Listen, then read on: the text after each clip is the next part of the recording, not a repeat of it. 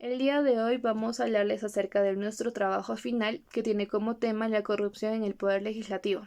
Los integrantes del grupo son Diego Quirós, Javier Ledesma, Victoria Javier y quien les habla Camilo Olivera. El Perú es el segundo país con más casos de corrupción en toda América Latina. El caso, que fue de un gran impacto social, fue relacionado a la empresa Odebrecht, la misma que afirmó haber dado como soborno a los políticos la cantidad de 29 millones de dólares para así poder obtener contratos multimillonarios basados en obras públicas de nuestro país. En este caso fueron involucrados 4 expresidentes: Alejandro Toledo, Alan García, Ollanta Humala y Pedro Pablo Kuczynski. Gracias a las investigaciones se pudo dar a conocer que se debería hacer una captura preventiva contra la lideresa opositora Keiko Fujimori. Nuestro país ha sido testigo de distintos casos de corrupción, como en el año 2018, caso que fue denominado como el caso de los cuellos blancos del puerto, en donde se pudo evidenciar llamadas telefónicas entre fiscales y jueces, quienes vendían su sentencia y movían a sus influencias para poder favorecer y beneficiar a políticos que habían sido acusados de cometer actos corruptos y a delincuentes. Si estas problemáticas no se hubieran dado a conocer ante la sociedad, es probable que muchos peruanos no se hubieran dado cuenta de los actos de corrupción que atentan contra el desarrollo del país. Y teniendo en cuenta la coyuntura que estamos pasando, hubieran ocurrido dos grandes problemas que hubieran atentado contra el crecimiento económico y social de nuestro Perú.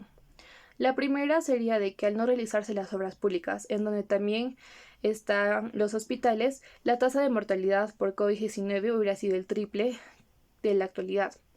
Y el segundo problema es de que al no tener un buen manejo del dinero, nuestra economía hubiera sido afectada, convirtiéndonos así en uno de los primeros países con crisis económica, por lo que no hubiéramos podido enfrentar la coyuntura.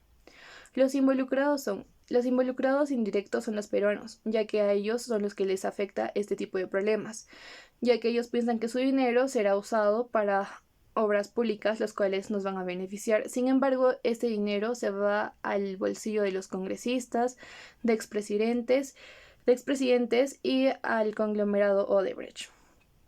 Esto provoca un déficit en la democracia, que se manifiesta en la falta de mecanismos que tiene el legislativo para poder controlar al ejecutivo, de la escasez de liderazgo ético, a la falta de las gestiones de las cuentas en cuanto a la economía, y entre otros, lo que provocaría de que nuestra sociedad tomaría estos casos de corrupción, llegándolos a normalizarlos.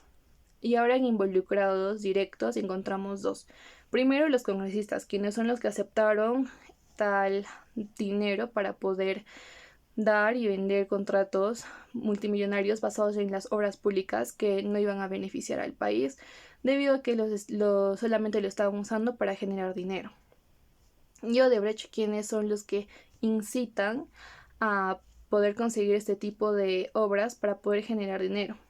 En sí, ambos involucrados directos son aquellas personas que simplemente ven las obras públicas como un generador de dinero para poder satisfacer sus placeres y no buscan un bien común.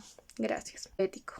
A la falta de las gestiones de las cuentas en cuanto a la economía, y entre otros, lo que provocaría de que nuestra sociedad tomaría estos casos de corrupción, llegándolos a normalizarlos. Y ahora en involucrados directos encontramos dos. Primero, los congresistas, quienes son los que aceptaron tal dinero para poder dar y vender contratos multimillonarios basados en las obras públicas que no iban a beneficiar al país, debido a que solamente lo estaban usando para generar dinero. Y Odebrecht, quienes son los que incitan a poder conseguir este tipo de obras para poder generar dinero. En sí, ambos involucrados directos son aquellas personas que simplemente ven las obras públicas como un generador de dinero para poder satisfacer sus placeres y no buscan un bien común. Gracias. Hola profesora, mi nombre es Javier Ledesma y hoy voy a hablarle sobre dos puntos. En el primer punto nos piden que definamos el concepto de ciudadanía, la cual es aquella que puede llegar a reconocer a una persona sus derechos políticos, los cuales permitirán que este individuo pueda intervenir políticamente en un país determinado. Por otro lado, según Sabater, cree la necesidad de educar a los jóvenes en un nuevo concepto de ciudadanía, para así conseguir una sociedad más abierta, plural, cambiante y mestiza, basada en el reconocimiento de méritos y no en la adscripción obligatoria a una comunidad. En el último punto nos piden que identifiquemos los derechos y dos deberes que se incumplen en el trabajo final. En los derechos infringidos, uno es insistir en que los poderes, los medios y las facilidades al ejercicio de una función pública son utilizados para cometer un acto contrario a la ley. Por ello se trata de actos que solo pueden ser cometidos por funcionarios públicos o agentes del Estado. Y dos, el último derecho infringido es proporcionar una ventaja o un aprovechamiento ilegítimo a un particular, que normalmente es quien cubre el valor del beneficio ilegal, que la operación le reporta al funcionario. Y por último, las consecuencias son, uno, que el que exista la corrupción en el Parlamento afecta de por sí a todo el Estado, habiendo así un desequilibrio en el gobierno. 2. La corrupción en el poder legislativo puede provocar daños en el mal funcionamiento de las instituciones públicas, lo que también llegaría a afectar a los ciudadanos. 3. Este problema genera la falta de valores éticos, que a su vez son usados para tener una buena conducta social. Es decir, atenta con la educación y el ejemplo que se da a los jóvenes. Y 4. Esta problemática puede provocar que la economía de nuestro país se vea afectada, ya que puede generar dinero que será solo usado para uso personal y no para realizar un proyecto que sea para el bien de la sociedad. Mi nombre es Victoria Javier. Yo voy a exponer acerca de si el pluralismo se respetó en estos hechos.